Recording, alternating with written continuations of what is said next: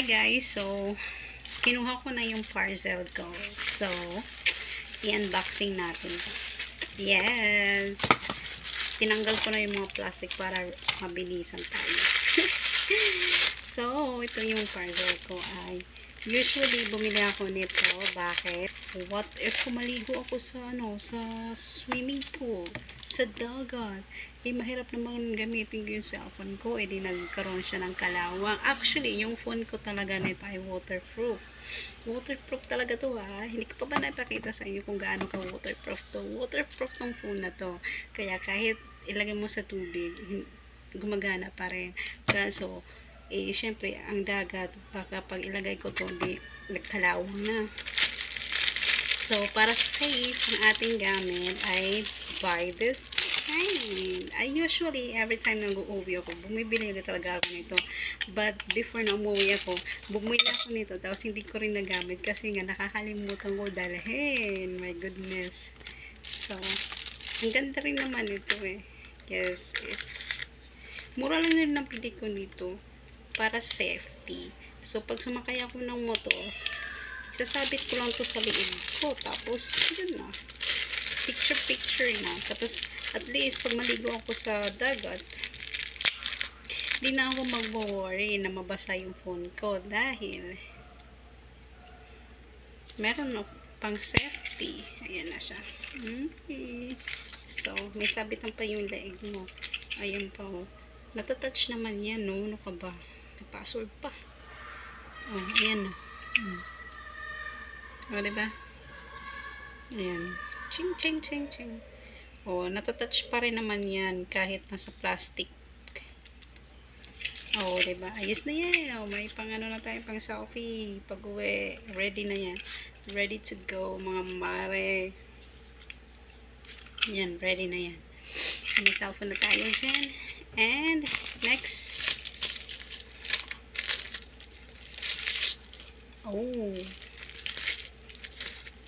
May extra sabitan.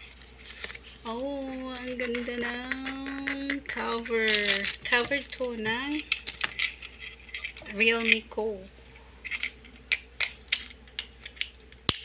Bumili ako ng cover kasi I decided to ibigay sa mama ko at sa tatay ko yung cellphone. So, get it?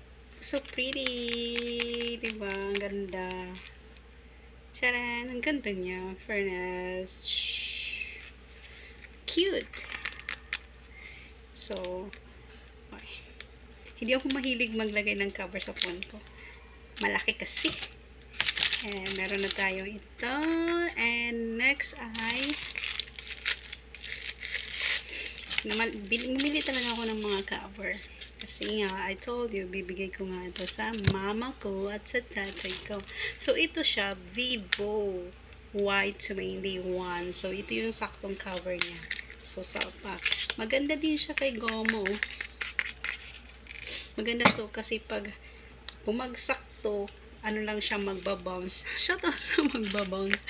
Ang cute, no? Ang ganda ng, ang ganda niya. Ang ganda ng cover. Kasi goma siya, so pag mauntog to, magbabounce lang to.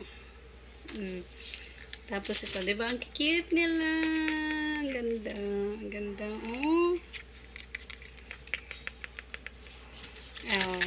Tapos, what else? Bumili din ako ng screen protector. Actually, lahat ng screen protector ko ay pang privacy. Pag lumalabas ka, yung screen ng phone mo hindi nababasa ng katabi mo. Kasi nga, privacy. Madilim. So, ikaw lang nakakita. Tapos ayan na. Kasi, nabasag siya dito basag, pati yung basag, pero hindi naman siya, isang line lang naman, pero okay lang din naman yan kung basag. Yung screen lang naman, actually screen protector lang yung basag. Bakit? Yung screen protector ko kasi ay 2-ply, so ibig sabihin lalo makapal yung screen protector na and of course, ang problema ko ngayon ay Hindi naman siya problema, hindi naman siya problema. Kaso lang, problema ko bakit. So, I told you, yung dalawang phone ko ay ibibigay ko sa mama ko, sa tatay ko. Yung Vivo ko at saka yung Realme ko, bibigay ko sa mother at saka sa tatay ko.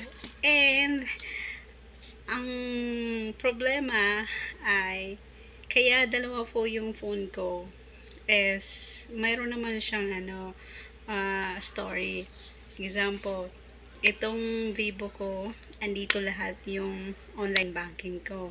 Like GCash, Maya, Shopee, Shein, Shopback, and Union Bank, POSB, OWA, SS, and PhilHealth, Pag-ibig, tapos may ICCA yung dito yung government dito, tapos Singpass, tapos basta lahat ng application na I needed andito lahat. Yung 'di ba, meron pa akong yahoo.com, yung Yahoo ko andito, tapos yung Drive ko, lahat ng mga pictures ko nakasave sa Drive, so ipopost ko dito yun. So, ang isang phone ko naman, yung isang phone ko na Realme, andito yung Facebook ko, Messenger ko, WhatsApp, and yung mga dating app ko, tas plus games ko. Yun, kaya dalawa yung phone ko, diba? Hindi yung nagdalawa lang phone ako, parang lang, hindi, nagdalawa ako ng phone kasi nga, marami ako mga online banking at saka yung mga online, mga application, yung Shopback ko, tapos yung TikTok ko, minsan yung PayPal ko. Ang dami kong apps, diba? Yung di nyo talaga ako maintindihan kasi siguro ako lang yung pinakamaraming app sa phone. Pero may mga silbi yun, may mga sabihin yung dalawang phone ko, i-dispatch ko na, ibibigay ko sa mama ko at saka sa tatay ko. Ang mangyayari yun, sa isang phone ko, mailalagay lahat ng mga useful application ko, like GCash, Maya, Union Bank, POSB, Singpass, and Shopback, Shein, TikTok, Lazada, Shopee, and PayPal, and games ko. Yung games ko yung Just Play, and ano pa ba? Ang dami, basta marami. Tapos ayun, OWA, SSS, Pag-ibig, PhilHealth, and Yahoo, and ano pa ba? Basta ang dami. Ang dami, akala nyo hindi porket dalawang phone ko, lang yung pang-display lang, hindi. Bawat phone ko ay may mga application na kailangan ko ilagay doon, separate. Para hindi naghahang yung phone ko. Ngayon, sa isang phone ko, ilagay ko lahat ng application ko. Ganon. Grabe, no? Plus, ilalagay ko pa lahat ng drive ko dito. Yung drive ko ng mga pictures, mga videos dito. Hindi ko na alam.